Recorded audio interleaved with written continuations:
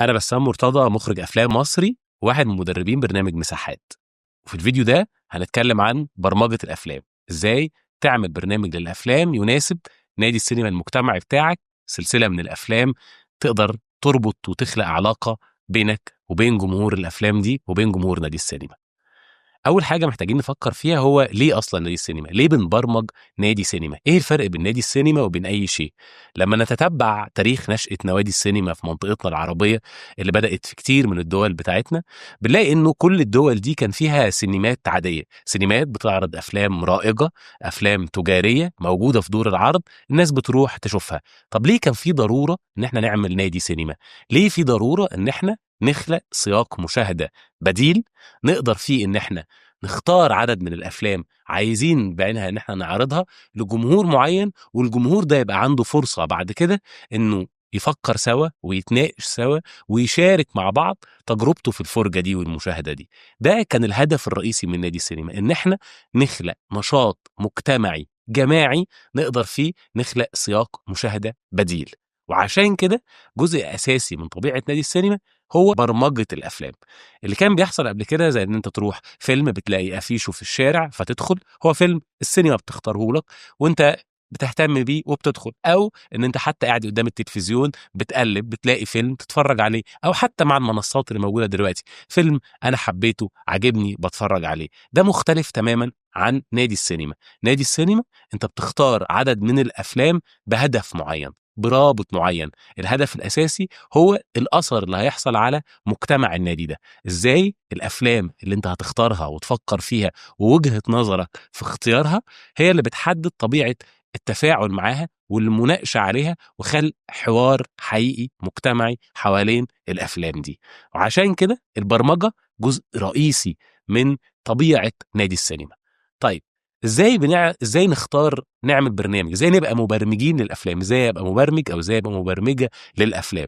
في جزء رئيسي محتاج ان انت كمان توسع من ثقافتك السينمائيه، تتابع احدث الانتاجات اذا كانت سينما تجاريه او سينما مستقله او بديله، تتابع المهرجانات الكبرى، تتابع كمان المهرجانات حتى المحليه اللي موجود، ايه الافلام اللي بتحصل، ايه اللغات السينمائيه والفنيه والمزاجات السينمائيه اللي بتطلع في السوق اللي موجوده، ايه تاريخ، تتابع كلاسيكيات السينما العربيه، اهم المخرجين، اهم انجازاتهم، طبيعه الافلام اللي عملوها، السياق الانتاجي، وقت انتاجها طلع ليه، الافلام دي انتجت ليه، طلعت بالشكل ده ليه الاختيارات الفنيه دي. محتاج كمان تقرا المقالات النقديه، تقرا في علاقه السينما باشكال مختلفه، الفلسفه، الادب، علم الاجتماع، العمران، التاريخ. كل الحاجات دي بتسهل عليك ان انت تكون حصيله معرفيه عن السينما، عن المدارس السينمائيه، عن اللغات، عن الاساليب البصريه المختلفه. الحصيله المعرفيه دي بتسهل عليك جدا انك تقدر تختار برنامج افلام يناسب افكارك، احلامك، كل اللي انت بتقدر تفكر فيه. الحصيله المعرفيه دي هي اللي بتخليك تقدر تحطه في جدول وسلسله من الافلام. ايه الهدف الرئيسي تاني من الجدول اللي انت بتحطه ده البرنامج؟ انك تخلق برنامج متصل متتالي يقدر يشكل وعي وثقافة ويحفز الناس على انها تعبر عن نفسها بحرية وتعبر عن جزء من اسئلتها، وتلاقي اسئلتها دي جوه الافلام، وتلاقي مساحة جماعية آمنة وحرة انها تقدر تتشارك خبراتها وتتشارك طريقتها في الفرجة وتتشارك حتى وجهات نظرها المختلفة. فاحنا عايزين نعمل برنامج متصل متتالي يقدر يحقق لي الهدف ده. اول حاجه من اللي بيخلق الشيء المتصل ده المتتالي، طول الوقت بنقترح على الناس انها تفكر فكره التيمه، انها تعمل برنامج افلام عنده تيمه مشتركه. التيمات مختلفه ومتنوعه، بس كل ما انت عملت سلسله وعدد من الافلام المتنوعه على نفس التيمه، ده بيفتح افكار عند الجمهور وبيحفزهم جدا ان هم يتناقشوا ويفكروا ويعبروا ويلاقوا ويقدروا يقارنوا ويقدروا يحللوا ويقدروا يلاقوا لغتهم في ان هم يعبروا عن الفيلم ده. ايه يا ترى الافكار او مقترحات عن تيمات مختلفه؟ مثلا افلام عن الحرب، افلام عن اللاجئين، افلام عن العنف، افلام عن قضايا المراه، افلام عن حقوق الانسان، افلام عن علاقه المركز بالهامش، علاقه العاصمه بالاماكن المتطرفه، علاقه المتن بالهامش، علاقه الاطفال، افلام عن الرياضه، افلام عن المزيكا. كل دي تيمات مختلفه ينفع انت تحطها وانت بتبرمج الافلام بتاعتك، وتقدر تخلق برنامج عن التيمه دي، سلسله من الافلام المتنوعه المختلفه عن نفس التيمة. لما الناس بتقدر تشوف نفس الفكرة بس متعبر عنها من أكتر من سينمائي من بلدان مختلفة بأشكال فنية مختلفة تاني، ده بيخليهم عندهم القدرة على المقارنة والمعرفة اللي بتخليه يقدر يحلل، يقدر يفهم ليه تفاعل مع الفيلم ده أكتر من ده، ليه صدق في ده أكتر من ده، ليه تأثر في المشاهد دي أكتر من المشاهد دي. كل ده بيطور العلاقة الشخصية والعلاقة النقدية بين مجتمعك وجمهور النادي بتاعك وبين الأفلام. خلونا ندي مثال مثلا على واحدة من التيمات اللي بنفكر فيها تتعمل كجزء من البرنامج. النادي السينما اللي احنا بنعمله هنا او برنامج مساحات هدفه الرئيسي هو توسيع الثقافه السينمائيه وتوسيع مساحات دور العرض السينمائي والعلاقه بيها. فالتيمه بتاعت علاقتنا بالسينما، علاقتنا بالافلام وعلاقتنا بافكارنا عن الافلام وعلاقه طفولتنا بالافلام، هل ممكن التيمه دي علاقتنا بالسينما وعلاقتنا بمساحات السينما تبقى تيمه نبرمج عليها افلام؟ تعالوا نعمل المثال ده مع بعض. انا مثلا فكرت انه ممكن يبقى عندنا برنامج متكون من عدد من الافلام المختلفه عن نفس التيمه دي. فكرت في فيلم سينما لهادي زكاك، فيلم لبناني وثائقي انتاج 2024 بيحكي فيه المخرج عن السينمات الشعبيه القديمه اللي اتهجرت في مدينه طرابلس في لبنان. فيلم حكايه بيتيه لنضال الدبس، فيلم سوري انتاج 2022 بيحكي فيه المخرج اللي اضطر يخرج من سوريا وقت الحرب علشان يجي مصر، فيلاقي نشطاء بيحاولوا يدوروا على سينما قديمة مهجورة ويحاولوا ينقذوها، عن علاقة السينما المهجورة بالوطن اللي ما بقاش موجود.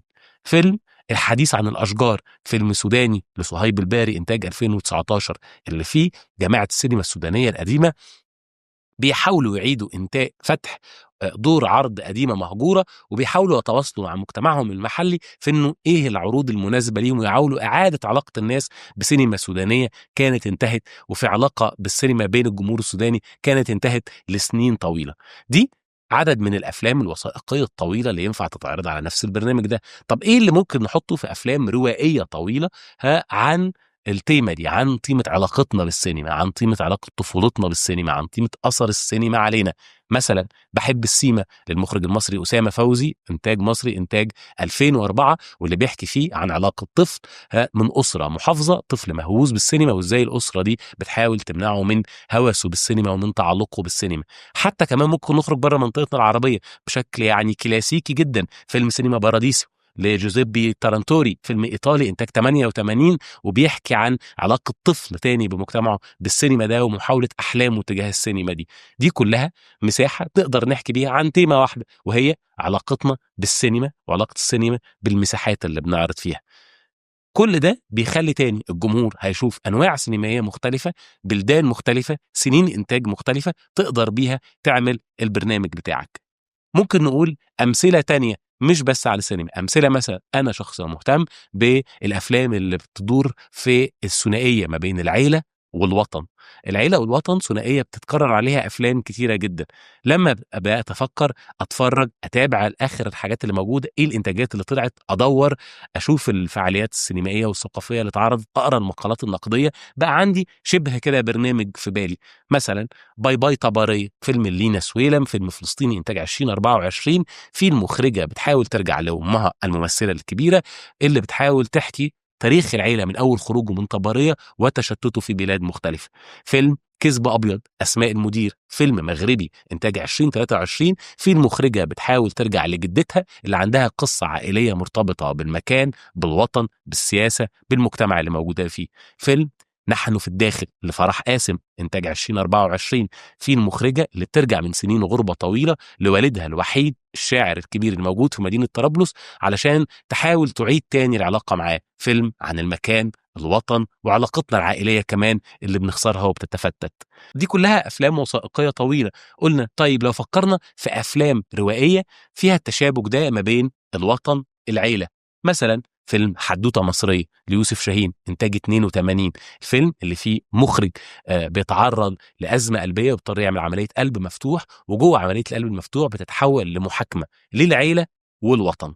كل دي أفلام ممكن نفكر فيها. طيب من نفس التيمة دي واللي احنا طول الوقت بنفكر فيه، احنا كنا بادئين هنا بتيمة عن العيلة والوطن، بس ممكن واحنا بنشتغل على التيمة دي تلهمنا لتيمة تانية، وهي السينما الذاتية اللي فيها مخرجين بيعبروا عن جزء من قصصهم الشخصية، بيحكوا جزء من حدوتتهم الشخصية. فينفع بعد ما كنا بنبتدي نلاقي إنه في تفاعل ما بالمساحة دي، فنعمل تيمة مشابهة وهي السينما الذاتية.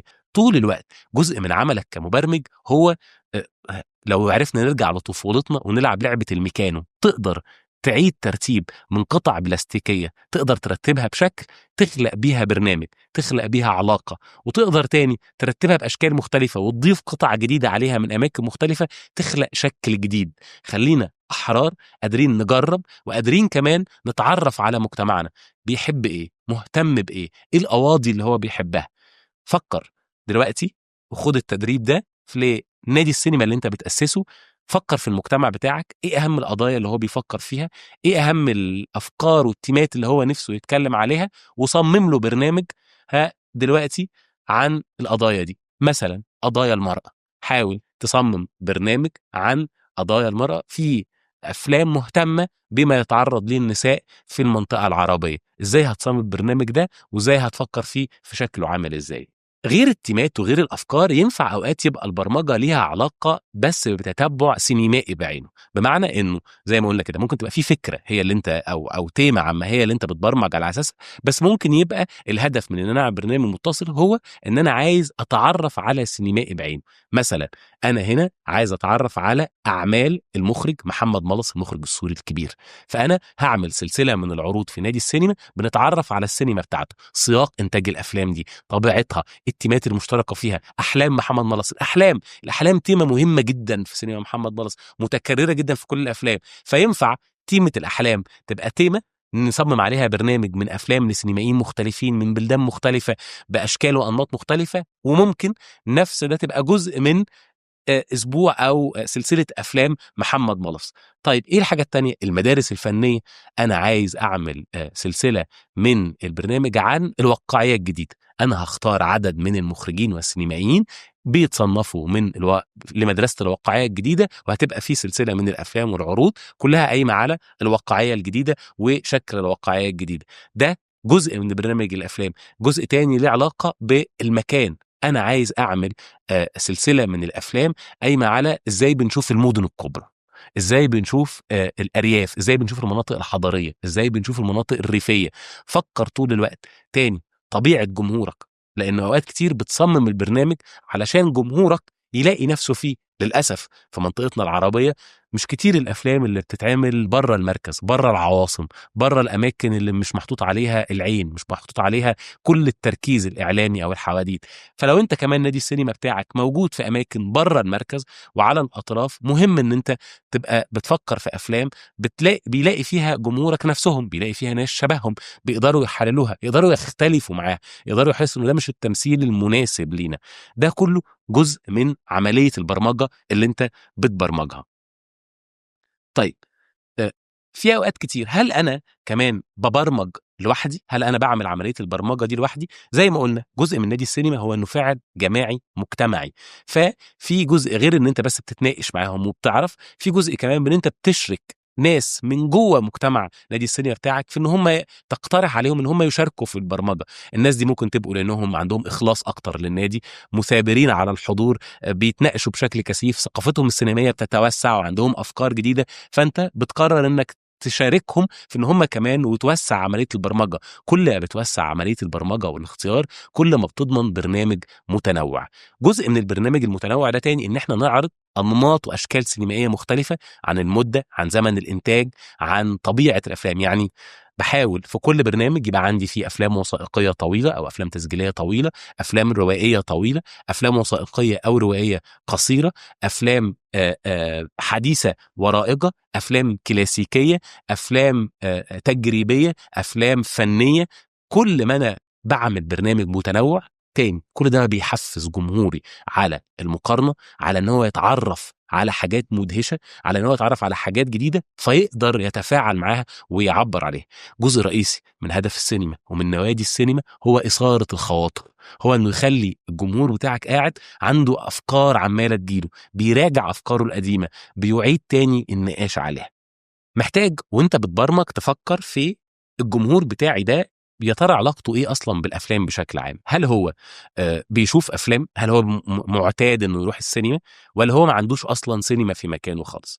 هل هو معتاد انه يتفرج مثلا على افلام تلفزيونيه بس في التلفزيون، ولا شاف انماط وانواع من السينما مختلفه وفيها مساحه من التجريب؟ هل هو اتعرف على كل الانواع، ولا انا محتاج كمان ابقى بمهد له عن ما هي الانواع السينمائيه المختلفه؟ هل هو شاف افلام قصيره قبل كده؟ هل هو شاف افلام وثائقيه وتسجيليه قبل كده؟ هل شاف افلام تجريبيه قبل كده؟ حاجه كمان محتاجين نفكر فيها، هل الافلام دي افلام مترجمه؟ هل جمهوري هل هي افلام ناطقه بالعربيه؟ هل لو مش ناطقه بالعربيه هل الافلام فيها ترجمه عربيه؟ هل جمهور ومجتمع نادي السينما بتاعي يقدر يتفرج على افلام ناطقه بغير العربيه وما فيهاش ترجمه بالعربيه؟ الاتاحه دي، ان الافلام تبقى متاحه وموجوده، ده شيء مهم جدا لازم نفكر فيه ولازم نراعيه. في اسئله لوجستيه جدا لازم تسالوها ولازم ناخدها في اعتبارنا واحنا بنجهز الافلام والضيوف. الاسئله دي، اول حاجه، هل الافلام دي متاحه؟ هل الافلام دي انا عندي حقوقها ومتاحه ليا واقدر اعرضها؟ هل الافلام دي مثلا موجوده على الانترنت؟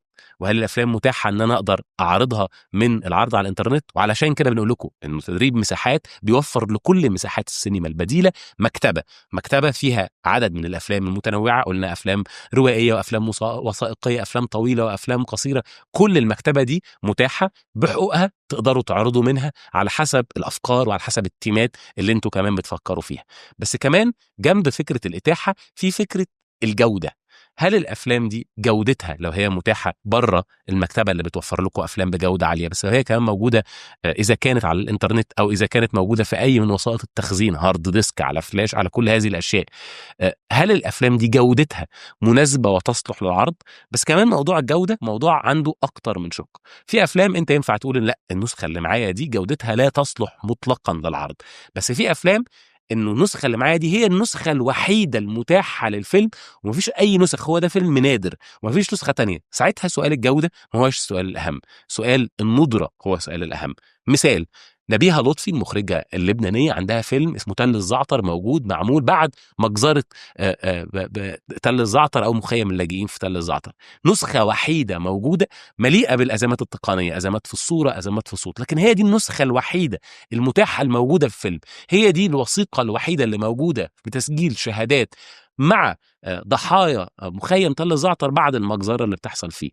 فهنا سؤال الجودة ما بقاش هو السؤال المهم. الفيلم ده هيتعرض بالجودة دي، وبالعكس الجمهور هيستقبله بالجودة السيئة جدا دي وهيقدر يتفاعل معاه. عشان كده بيقولوا سؤال الجودة ليه أكتر من شق. طيب، الحاجة الأكيدة كمان اللي احنا محتاجين نفكر فيها هو ان انت محتاج تعرف حساسية البرنامج اللي انت بتشكله ومجتمعك. ولما بنتكلم عن الحساسية بمعنى هل البرنامج ده، هل الفيلم ده مناسب ولا حساس على المجتمع اللي انا موجود فيه. واللي انا بقوله ده مش معناه ان احنا نبقى رقاباء، مش معناه ان احنا نقول لا الفيلم ده غير مناسب لانه عنده قضية حساسة او موضوع حساس لا يتناسب شوية مع المجتمع بتاعي فانا مش هعرضه. بل بالعكس، معرفتنا كويسة بمجتمعنا وبالافلام وبحساسية الافلام دي بتخلينا قادرين نمهد ونبني علاقة ونبني ثقة علشان نقدر نعرض افلام نراها حساسة او نراها غير مناسبة. دورنا هو تاني إثارة الخواطر، دورنا هو إن إحنا نحفز الناس على المشاركة وعلى التفاعل وعلى إن هم يشوفوا حاجات غير المتوقعة عنهم، غير اللي هم حاسين بيها، غير اللي هم شايفينها. ده جزء رئيسي من خطتنا ومن برنامجنا، وعليه فإحنا محتاجين إن إحنا كل ما نعرف أكتر، كل يبقى عندنا معلومات أكتر، كل عندنا معرفة سينمائية عن طريق البحث وعن طريق التخطيط وعن طريق فرجتنا وعن طريق إشراك المجتمع والنقاش معاه وتشكيل البرنامج وتشكيله سوا، ان احنا نعيد مع بعض ازاي نشكل البرنامج.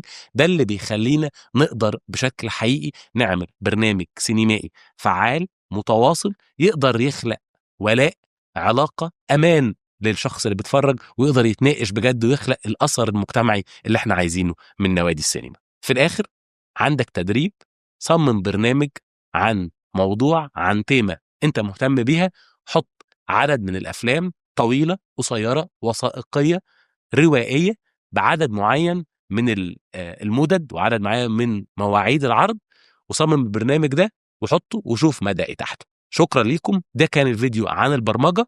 في فيديوهات تانية عن كل برنامجنا وكل برنامج مساحات، استنونا.